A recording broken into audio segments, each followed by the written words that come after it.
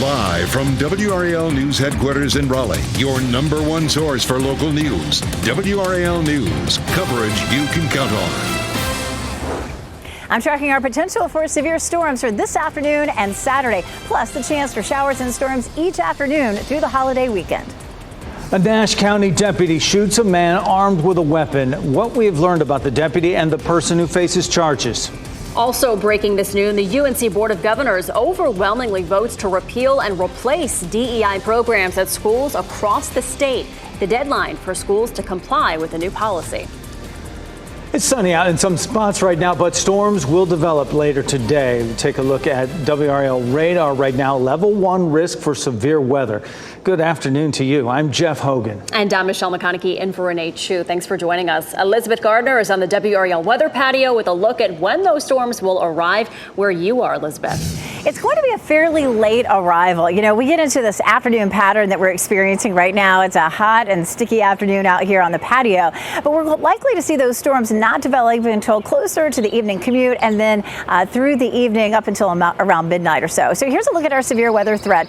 We are looking at that potential from really pretty much the entire viewing area all the way down almost to South Carolina. And what are our biggest threats? It's the usual ones. We're looking at the potential for some damaging winds, some heavy rain, and some hail with this system. Let's walk through it hour by hour, and we'll start off taking a look at where that front is. And you can see that front is still well to our west right now, and that front will continue to slide our way, and that's going to help to bring us that chance of some scattered thunderstorms. You can see out ahead of that is where the rain is right now, but it's still pretty far from us. So here's Futurecast, and we'll zoom in, and you can see we have what we will call a trough of low pressure out ahead of our front. It's that brown hatched line. That's going to be our focusing mechanism for it today. So this is 3 o'clock in the afternoon. We'll push it on out to 5. We're beginning to see a few scattered storms at 5 o'clock from the Triangle area northward, and we'll see those storms gradually sinking southward. There's 8 to 9 o'clock. So during the dinner hour, we'll see those showers and storms, and then by midnight, they slip down to the south and eventually dissipate. There's a slim chance that we would see a shower for tomorrow morning's commute, but we'll talk more about that coming up.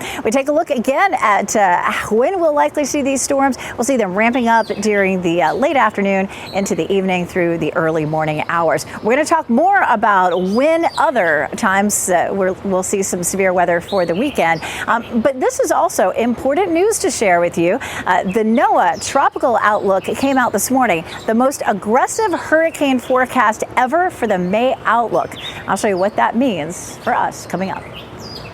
A man suspected of a home invasion is being treated for a gunshot wound. A Nash County deputy responded to this area here off US 64 and Big Wood Road, right near Spring Hope. This was around 7:30 this morning. That's where he encountered a man with a gun. WRAL's Chelsea Donovan joins us live near that scene right now with what she's learned about the deputy and that armed man.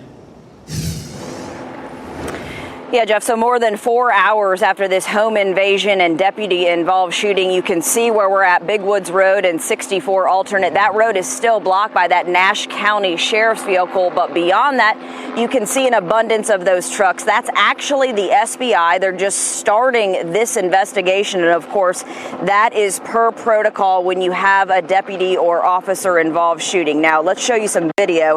Deputies got a call from a homeowner in this area earlier this morning, stating a man had entered his home. The homeowners got to safety, but Sheriff Keith Stone says this man, Juan Salazar, took items from that home and then ran away on foot. Nash County Sheriff Sergeant Miguel Salazar, we should mention no relation, saw him running away on 64 alternate and tried to approach him. Sheriff Keith Stone said that man, who was armed, then charged at the deputy, and his deputy fired one shot to that man's chest. That man is currently in surgery at Wake Med. Now, the deputy, who's been a law enforcement officer here for 3 years, 7 years in total, was not injured.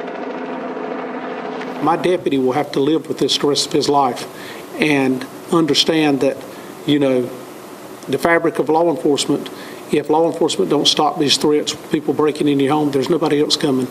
And I just commend the actions of my deputy, his quick thinking. All right, per protocol, Sergeant Miguel Salazar, he's on administrative leave while the SBI starts their investigation. We should mention in terms of the suspect, 33-year-old Juan Salazar. It's unclear right now what charges he will face. We do know that he has an extensive criminal record with convictions out of the state of Florida as well as Georgia. Chelsea Donovan live in Nash County for us with that update. Chelsea, thank you.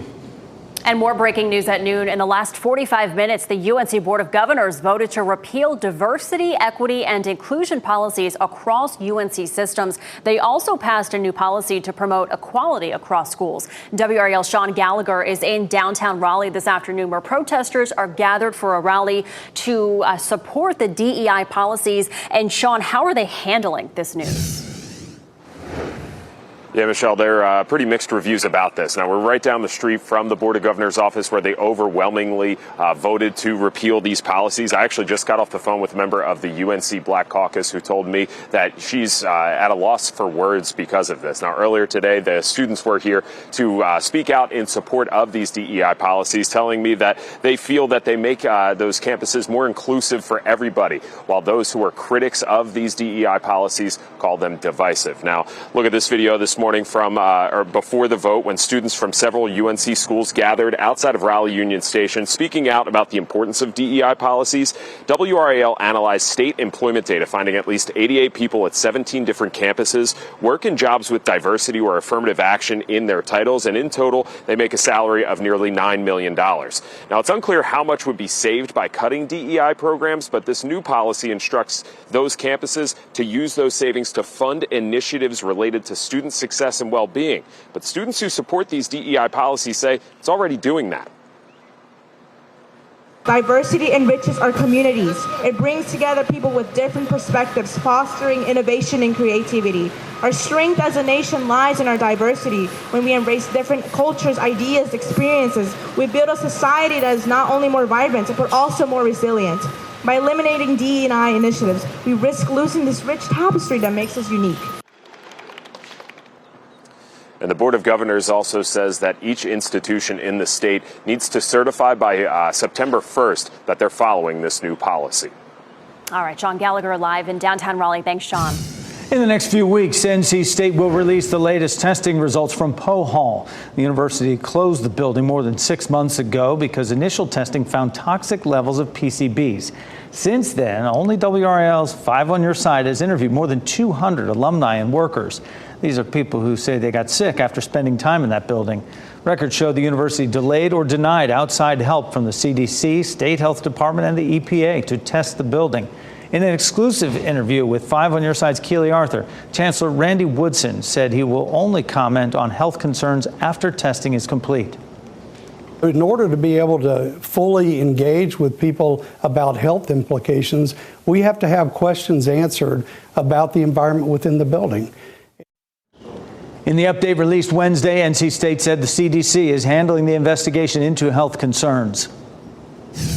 Good afternoon. I'm Chris Levingood in the WRAL Live Center with some breaking updates here in the Live Center regarding the arrest of pro golfer Scottie Scheffler. We just saw a press conference about maybe 10-ish minutes ago where the police chief and the mayor of Louisville gave more details about that day. Now, they weren't taking questions, but they did say that the detective who arrested Scheffler did not have his body cam activated, which violates that department's policy, and that there has been corrective action that has been taken in light of this. Now, there is some video available for this. They're saying that there is a camera that was on a pole across from the street, as well as police dash cam video. And I want to play you a little bit of what the mayor and the police chief said in response to this. Detective Gillis should have turned on his body-worn camera, but did not. His failure to do so is a violation of the LMPD policy on uniforms and equipment. Activating body-worn cameras is critically important for our police department to have evidence, to maintain the community's trust.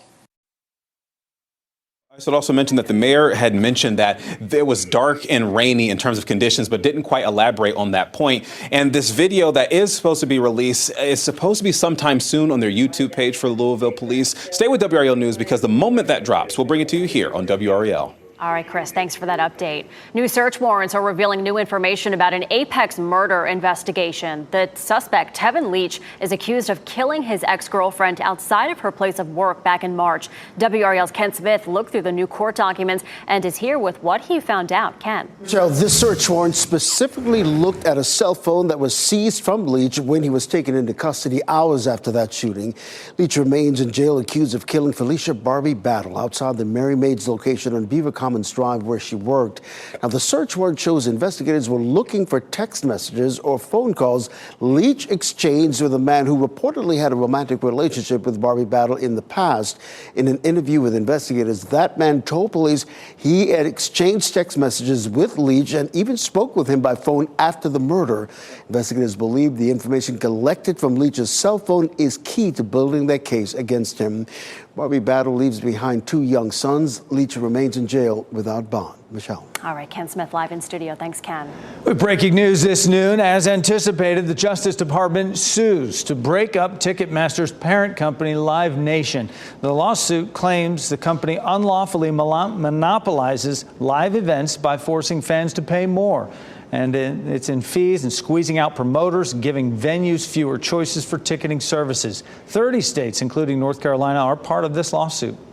The political consultant who admitted that he created the fake robocall impersonating President Joe Biden has been indicted in New Hampshire. We know the value of voting Democratic.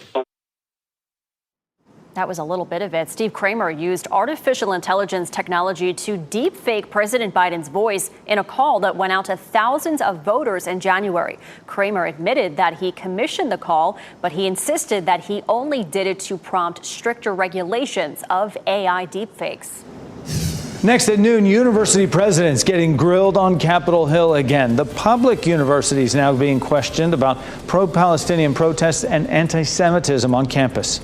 Also, a stage collapse in Mexico killed 9 people and injured dozens more. What caused it and the rescue operation that continues. Plus, the good and the bad about the Durham crimes so far this year. At 12:30, we'll take you live to the Bull City and break down the numbers. Keep watching WRAL News over the air Channel 34 and Spectrum Channel 1257.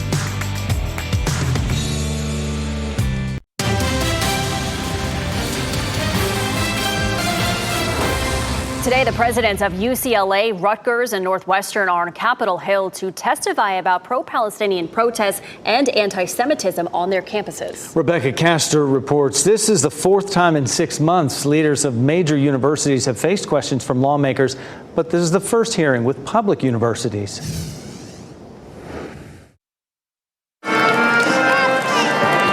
School may be out for summer, but some lawmakers in Washington are still demanding answers on how chaos like this was allowed to play out on campuses across the country this semester.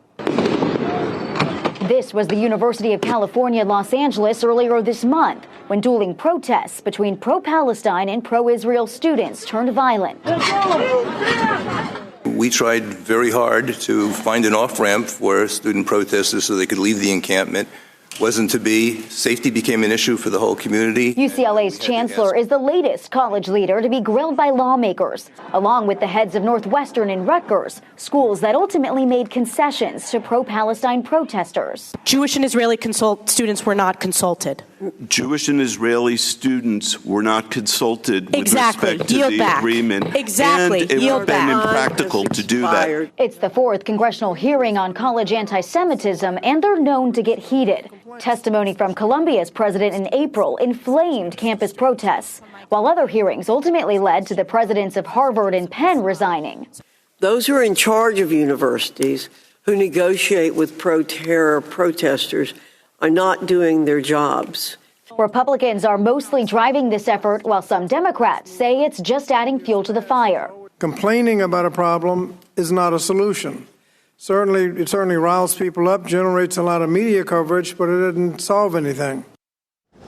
That was Rebecca Castor reporting. On Wednesday, UCLA reassigned its police chief as the school begins investigating its response to the campus protest.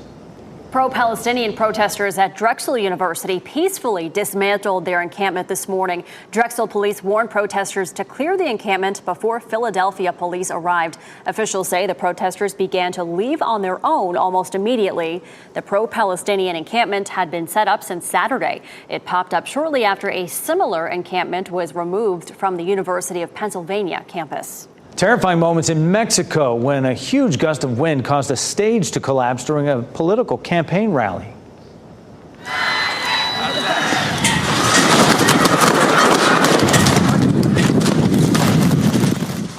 How scary is that? 9 people were killed and at least 54 people were injured.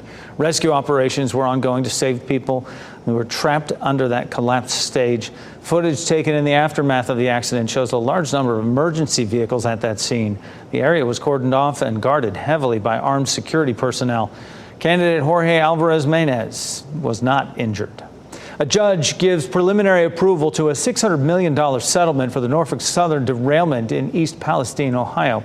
The 2023 ecological disaster spewed more than 1 million pounds of hazardous chemicals into the soil, water, and air. It also displaced many residents and businesses. The settlement would resolve all lawsuits related to the train crash. A hearing for final approval is set for September 25th. Talk about a morning commute nightmare. People who rely on public transportation in parts of New Jersey and New York, they faced more service disruptions this morning at Penn Station. The trouble began after 5 p.m. yesterday at the peak of the evening commute. Amtrak says power lines came down, blocking trains. By 9:30 last night, some trains finally started moving, but some commuters were frustrated by the lack of information.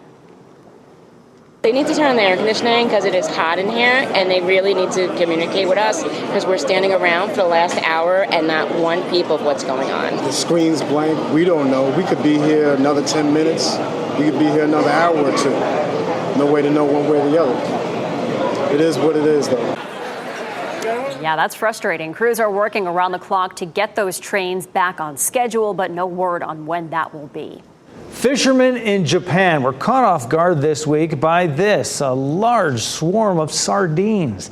Take a look. You can barely see the water there in that port. Thousands upon thousands of fish filled the port on the northern island there in Japan. Many of them were dead. Crews used nets to scoop them out of that port. In all, about 14 tons were recovered. No one knows the reason behind that phenomenon. Wow. That's incredible to see all those fish there. My It's goodness. so many there. They ran out of oxygen, apparently. That's why a lot of them died. It's a bad situation. Yep. Let's take it outside and get some fresh air. Elizabeth Gardner is on the patio right now, right outside the WRAL garden for us with the forecast. Yes. Okay. So it feels like summer standing out here, and it is almost the start of the hurricane season. And today, NOAA, which is the umbrella agency for the National Hurricane Center, issued its May outlook, which is something that they do every year. But this is unusual. The most aggressive hurricane forecast they've ever issued in the May outlook. So this is what it looks like. So tropical storms, named storms, average 14 per year. They're forecasting 17 to 25. 7 hurricanes are average. They're forecasting 8 to 13. And then major hurricanes, 3 is average, forecasting 4 to 7.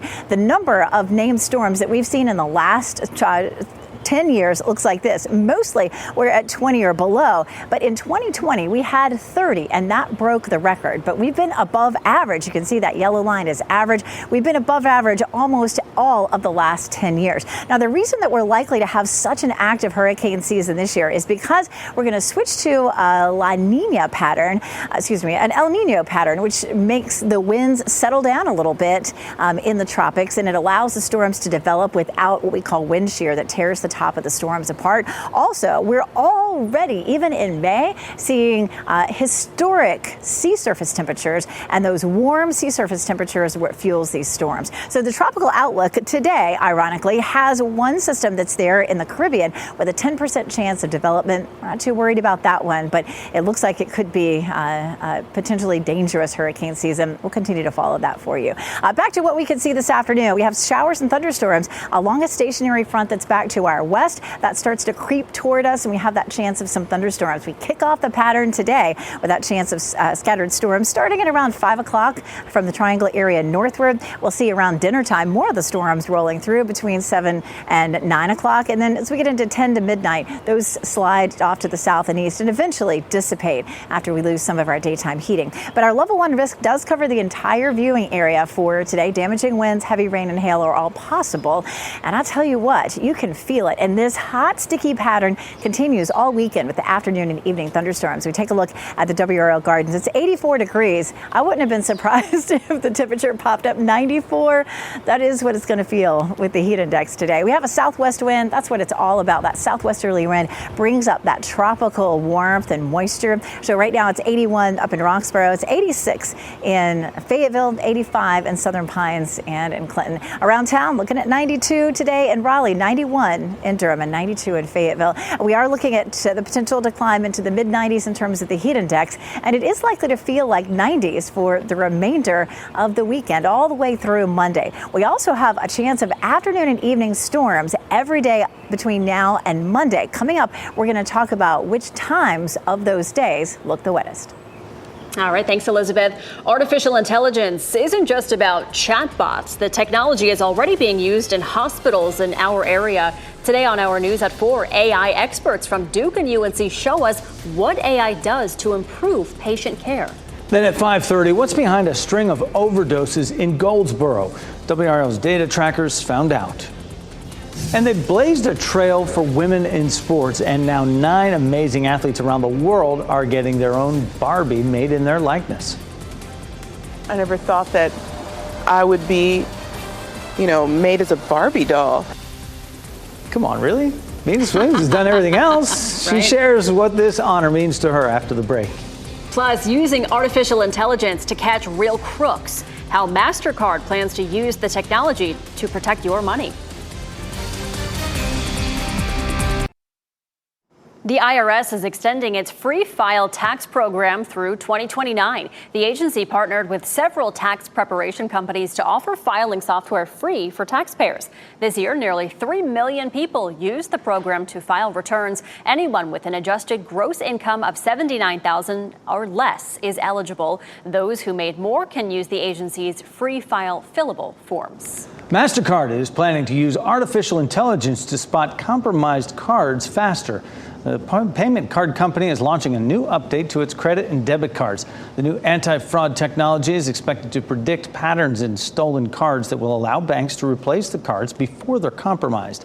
The company says AI will help to find where the card may have been compromised, as well as how it happened and how to remedy the situation.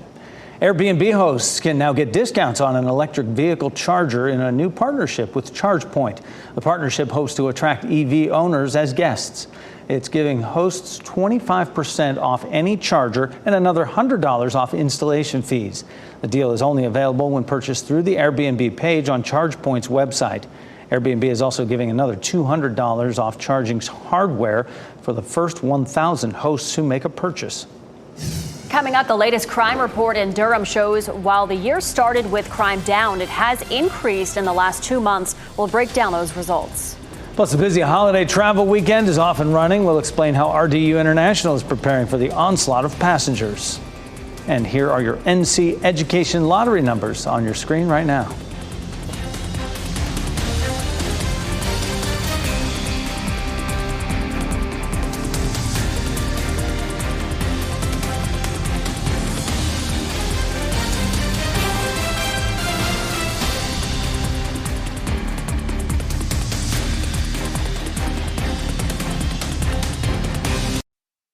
Shot in 4K ultra high definition. Your number one source for local news. WRAL News. Coverage you can count on.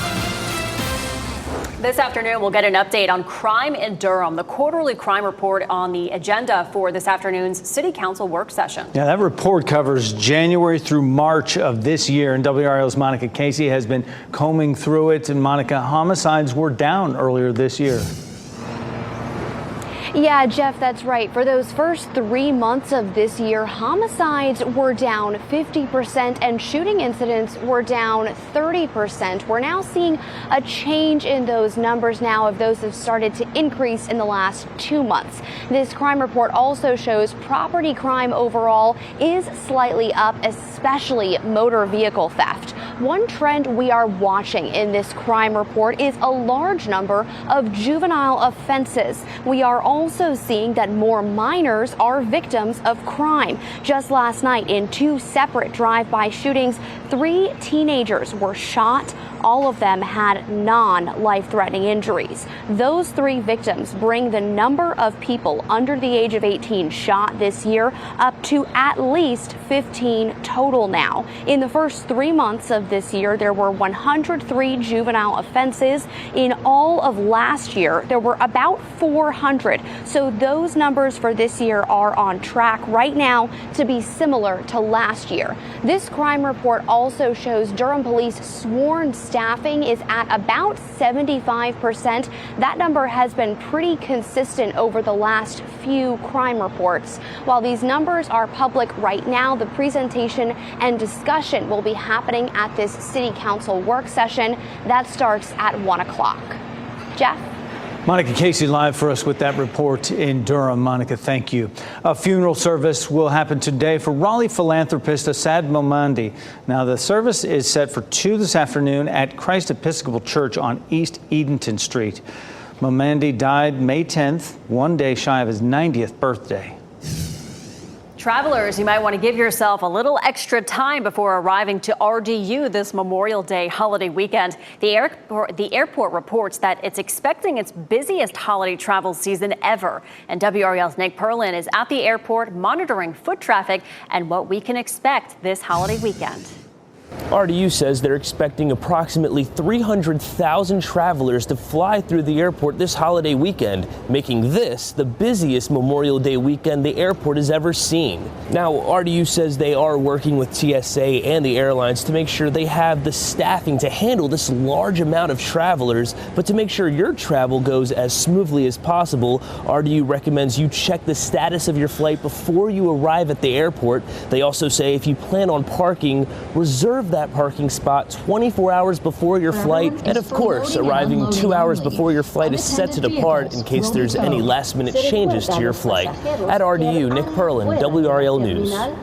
And millions of people are getting ready for that Memorial Day weekend travel. The FAA predicts it'll be the most traveled in 14 years. 54,000 flights are expected to take off today alone. TSA estimates nearly 18 million will be screened between today and Wednesday, which is a 6% increase from last year. If 4 wheels are your option, take a look at gas prices from AAA. The nationwide average is $3.61. That's down more than 6 cents from a month ago. In North Carolina, the average costs $3.36 a gallon. That's holding steady with prices from last month. And in Raleigh, the average price is down a penny, sitting at $3.43. Fuquay-Varina's social district will open this afternoon. The district will be open Thursdays through Fridays from 4 to 9 p.m. and Saturdays from noon to 9 p.m. Social districts allow people to buy alcoholic drinks from bars and restaurants and then drink them in a defined space. Social districts have been popping up in a number of communities, including Raleigh and Garner.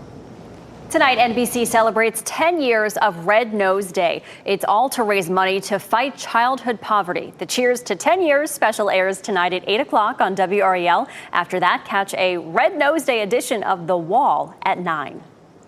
A new study is shedding some light on cannabis use, why more people are reaching for weed than an alcoholic beverage. And about 24 homes lost water in Japan, and now experts know why. The simple fix that could have been avoided. Our team is working to bring you exclusive stories for coverage you'll find only on WRAL. Visit WRAL.com and search only.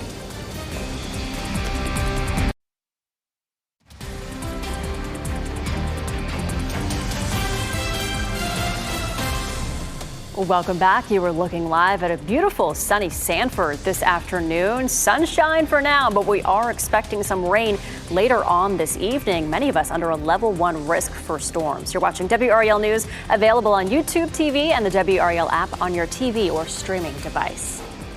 The stigma around marijuana use is falling as growing number of states allow the medical or recreational use of the substance. Researchers examined years of data from the National Survey on Drug Use and Health, and Krista Mayo shares the finding of a new study on daily marijuana use versus alcohol consumption. The results of a new study are shedding light on the growing popularity of cannabis use, citing how for the first time in the U.S., more people are using marijuana pretty much every day compared to those who consume alcohol at the same rate. Back in 1992, there were about 10 times as many Americans who would report daily or near daily use of alcohol as compared to daily or near daily use of cannabis. And in 2022, for the first time, it reversed. Researchers at Carnegie Mellon University analyzed decades of data. Back in 1992, they found less than 1 million people claimed to use marijuana on a near-daily basis. Fast forward to 2022, and that number surged to a little under 18 million. That same year, roughly 15 million people identified themselves as near-daily alcohol drinkers. While overall alcohol consumption is more frequent than marijuana use, the reasons contributing to the surge in daily cannabis habits vary. Some of it is just a general repositioning of the substance in society so that it is less stigmatized or disapproved. And also there's fewer literal risks of using in a criminal justice sense. But also importantly, prices collapsed. But experts caution how smoking marijuana this often can lead to health concerns. And here's why. Cannabis smoke has carcinogens. It has about the same amount of carcinogens per gram as when smoking tobacco. People are using fewer grams per day than a tobacco smoker. But when you're using daily or near daily, the total load of carcinogens is not necessarily insignificant. Good afternoon. I'm Chris Levingood here in the WRAL Live Center. Within the past 25 minutes, we finally have that video that the Louisville Metro Police said they were going to release of the arrest of pro golfer Scotty Scheffler. Now, it happened right around here. I'm going to scroll back just a little bit because it may have went there, but you'll see him right there in frame. He's walking right there near that police cruiser on the left.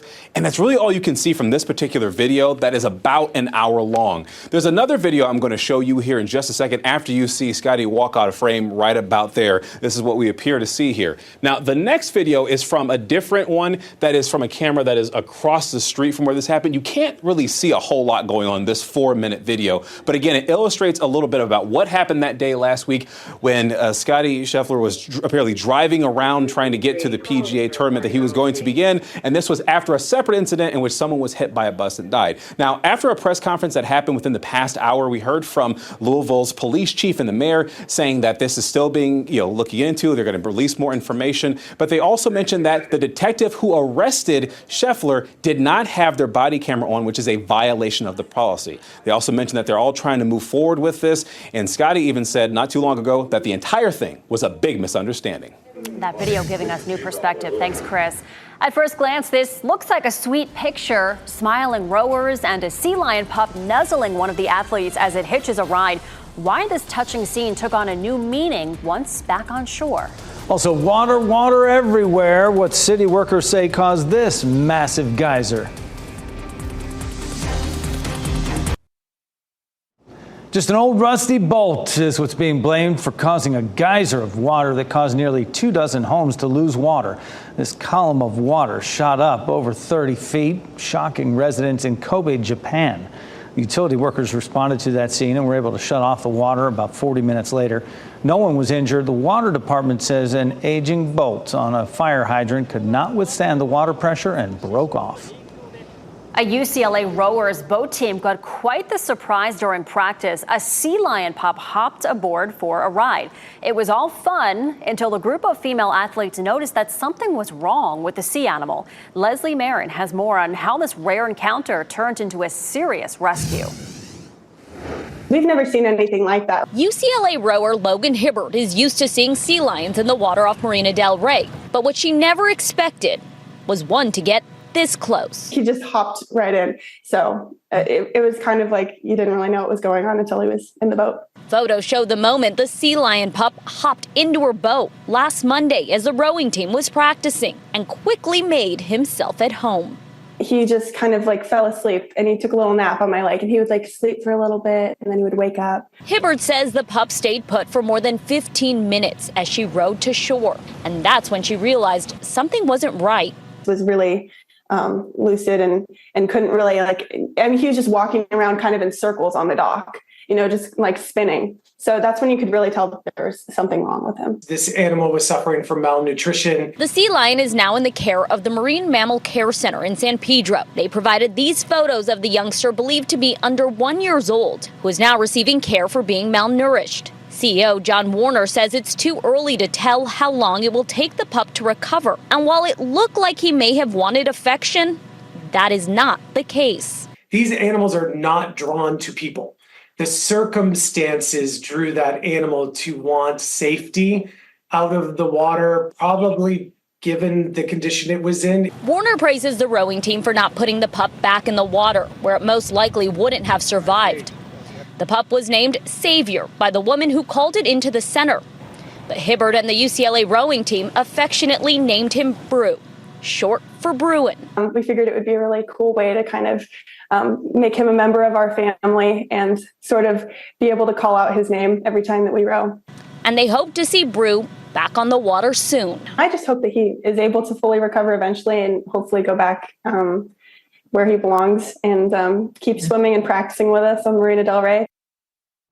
Oh, so sweet. That was Leslie Marin reporting there. And although Logan could not get the sea lion off her lap, she says she stopped trying to pet it when it showed signs that it did not want to be touched because, like the CEO said, they're not drawn to people. They're not cuddly little dogs that want to be pet. They just, but he needed help, so. He needed food. He needed food. He was just hungry. That's all. Wanted to get out there. Oh.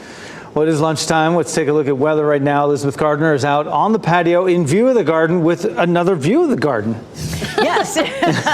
Hey, we cannot get enough of the gardens. That is one thing for sure. There for a while, we had a lot of people eating their lunch in the gardens because it was very comfortable. And it's okay in the shade today, but I'm not going to try to sugarcoat it. Our dew points have climbed on up into the mid and upper 60s, starting to feel a little bit more uncomfortable out here. But it's still a beautiful view. As a matter of fact, they're just off camera, but there are some folks sitting over here in the shade eating their lunch right now. So here comes the big holiday weekend. You want to know how to plan around the fact that we're going to see a chance of thunderstorms each afternoon and evening for the next 5 days. So starting today, we're going to see that chance much later. The storms don't start popping up in the triangle until around 6 or 7 o'clock. So we jump to Friday, and it looks like it's going to be mainly between 4 and 8 p.m. on Saturday and Sunday, even Monday. It may start a little bit earlier, closer to, say, 2 or 3 o'clock in the afternoon, wrapping up a little earlier on Saturday by 7, and on Sunday, not wrapping up until 11. Pretty much the same story again on Monday. Now, that doesn't mean it's going to rain over you that entire window. It just means that's when the window will be open for there to be some scattered showers and thunderstorms. Now, that should still give you plenty of time to plan around that potential so that you can still get out and enjoy your holiday weekend. That brown line that you're seeing right there, this is a look at the current conditions. It's called a trough. It's like a weak front. We don't have any rain anywhere close to our viewing area, but a little bit later on, that trough is going to be a focus for the potential for some scattered thunderstorms. Closest thing to us is still back into the mountains. We do have that level 1 risk for severe storms, and it's the usual threats. We have the potential for some damaging wind, possibly some hail with this, and some heavy rain as well. And we'll see those same threats really all through the next several days. Saturday, we're under another level 1 risk, but it's today and Saturday are the only 2 days that we're under that risk. We'll use Futurecast to walk through this evening. Notice at 5 o'clock, a few scattered storms popping up across our area, and a few of those there at 7. Once we get past 9 o'clock, those start to push into our south and eastern counties, and then out of here. It's not out of the question that Friday morning that we would see an isolated shower. Earlier runs of the computer models showed that potential. This current run doesn't show as much rain for us tomorrow morning. So just keep checking back in. I know you're going to turn on the news tomorrow morning before you head out the door. We'll let you know what's going on out there. But Friday looks dry at lunchtime, and then again in the evening, some scattered showers and thunderstorms. You can see a few of those up until around 8 or 9 o'clock. Saturday, we'll have, again, a slight chance of showers and thunderstorms. Looks like a little bit earlier in the day, potentially. We'll roll it through at 2 o'clock, and then into the afternoon, we have that chance of just some isolated storms. None of it's going to be terribly widespread, That level 1 risk on Saturday does cover the entire viewing area. So we go from a 50% chance Friday to 40 Saturday, 30 Sunday, 40 Monday. Those are going to be subtle differences. How much rainfall? Well, the purple areas are as much as 2 inches. So we're looking at 1 to 2 inches across the area, but that will purely be based on whether or not a thunderstorm pops up over your area and sits there for a while. It is going to be a fairly toasty weekend. We're 92 today, 91 on Sunday. The heat index will be in the low to mid 90s all the way through Monday. I have to bring you back into the WRAL Live Center for this breaking update. Do you remember back maybe at the top of the hour we told you this man here, Steve Kramer, he had been indicted on this case regarding sending AI-generated robocalls mimicking President Joe Biden's voice. The FCC, we learned within the past 10 minutes, has fined him $6 million.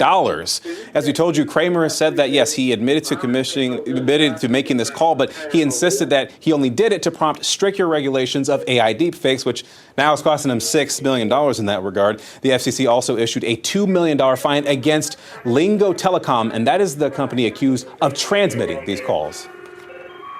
Thank you. Venus Williams is a Barbie girl in a Barbie world. The new campaign launched by Mattel just in time for the Paris Olympics. And here's a look at your winning Powerball numbers.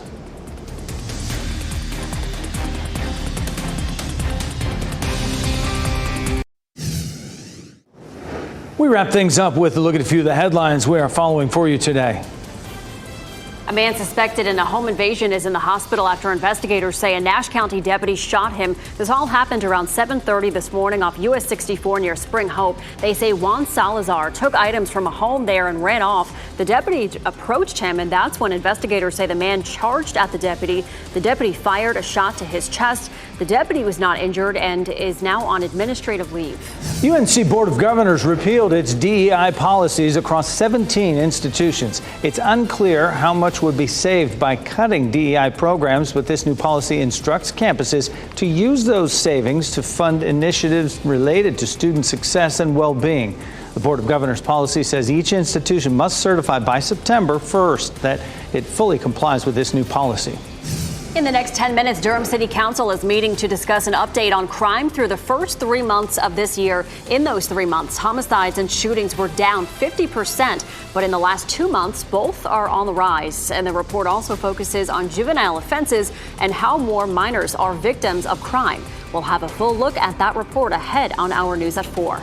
There's a new international team just in time for the Summer Olympics, and Venus Williams is getting her own Barbie doll as part of Team Barbie. She's among 9 women athletes from around the world who will have a doll made in their likeness. It's part of a project by Mattel to shine light on female sports stars. At this stage in my life, all I want to do is share what I know and what I've learned to help other people, in particular young women. So getting the opportunity to share my life and my story and pass on my knowledge and experiences, for me, is icing on the cake. Other honorees include Mexico's first female world medalist Alexa Moreno, Italian swimmer Federica Pellegrini, and 2016 Olympic boxing champion Estelle Mosley. She's only a year old, but one little girl already appreciates the finer things in life. I have a question for everybody. Who wants to go to the Four Seasons Orlando? Me. Me too. Stephanie O'Brien posted a video of her asking her nieces about a stay at the hotel, and as you witnessed, the 1-year-old excitedly raises her hand and shouted, "Me." The clip is only 8 seconds long, but it's spreading lots of cheer. It's been liked 5 million times on TikTok. Little Kate's mom says she wasn't surprised by her reaction. I knew she would respond. She responds all the time. So how she responded in that way in that moment in time, certainly no, couldn't have predicted that, but it's definitely been fun to watch. I have a question for and get this. The assistant director of rooms for the Four Seasons Orlando says they're working to see if they can partner with that family. Our pet of the day was rescued from a cruelty situation, and now he's just looking for a place to settle down and enjoy a comfortable retirement. Virgil is a 9-year-old dog, senior dog weighing 70 pounds, a sweet guy guy looking for a home, great around other dogs and people, loves walks outside, just being outside. For more information, you can visit spcawake.org. NBC News Daily is next on WRAL, your next local news update in 30 minutes. You can always get breaking news updates with our WRAL News app. Have a good one. Keep watching WRAL.